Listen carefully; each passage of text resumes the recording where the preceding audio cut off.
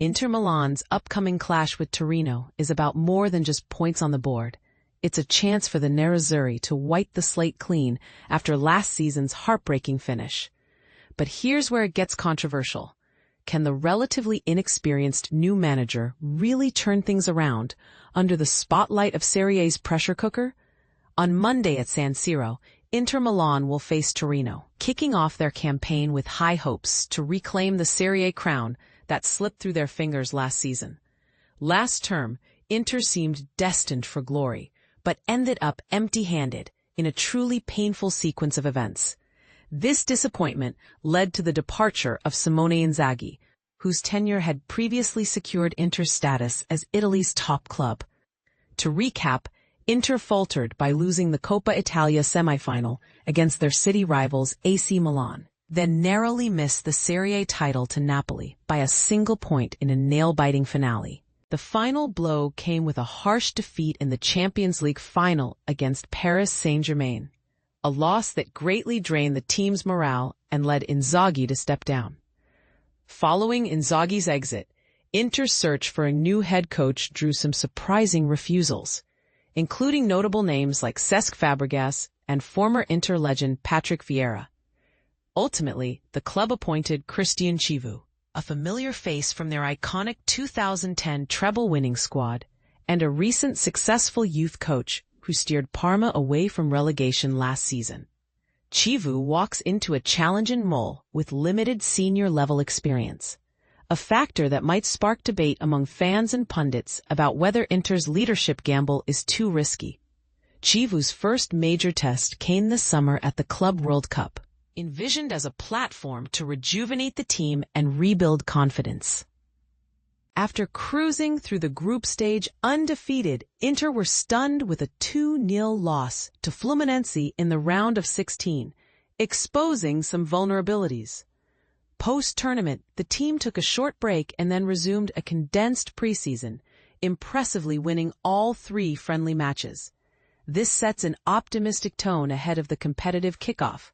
Monday's match sees Inter face Torino, a team they have historically dominated. Inter boasts a near-perfect recent record against Torino, winning 11 of the last 12 league meetings and outscoring them 12-2 over the past 6 encounters.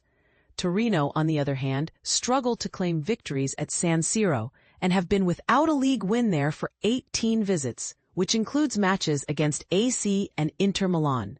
The stats create a narrative of clear dominance, but football fans know how quickly dynamics can shift. Torino's own story last season was less triumphant. The team faded towards the end of the campaign, finishing outside the top half of the table after only 1 win in their last 9 games. This slump led to the dismissal of manager Paolo Vanoli, following a 2-0 defeat to Roma.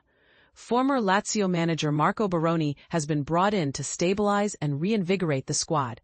Torino have bolstered their attack by finally signing Giovanni Simeone, giving competition to Scotland's Che Adams, who impressed with 9 Serie A goals last season. However, they lost influential midfielder Samuele Ricci to Milan, among other departures, which raises questions about how well they can maintain balance. The Granada opened their season with a Coppa Italia win over Modena, thanks to a decisive goal from Nikola Vlasic, but face a challenging Serie A schedule ahead, including games against Inter, Fiorentina, Roma, and Atalanta. They also suffered 2 defeats late in pre-season, pointing to the uphill battle they face. Inter's squad news remains mostly positive, with key players retained despite managerial changes. The team will start without Hakan Calhanoglu, who is suspended, but new signings like Luis Henrique, Angioan Boni, a forward who followed Chivu from Parma, and midfield additions Andy Diouf and Petar Suchik add fresh energy to an otherwise experienced roster. Jan Sommer is expected to guard the net behind a robust, experienced defense, while in attack, captain Lautaro Martinez pairs up with Marcus Thuram, the latter having scored 4 league goals against Torino, including his only career hat-trick. Thuram was Inter's top scorer last season, making their offense particularly potent. Torino will be without long-term injured Per Schurz and summer recruit Ardian Ismaili due to a thigh injury.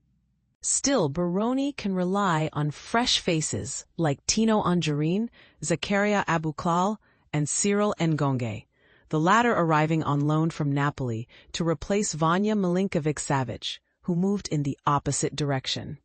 Meanwhile, striker Duvan Zapata, returning from injury, will offer additional options alongside Simeone and Adams up front.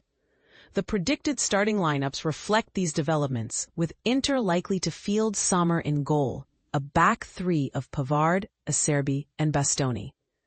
Midfield support from Dumfries, Barella, Suchik, Mkhitaryan, and DeMarco, and the front duo of Thuram and Martinez. Torino may line up with Israel as goalkeeper, Pedersen, Coco, Maripan, and Biraghi in defense. Midfielders Anjorin and Casadei, attacking midfielders Ngonge, Vlasic, and Abuklal, and Adams leading the attack.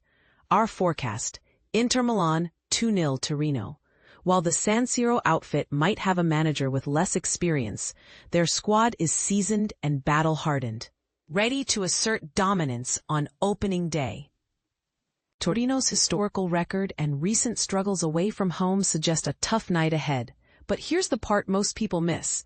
Can the new Inter coach really keep this momentum, or will the pressure of expectations and the weight of the past season's disappointments unravel the team again?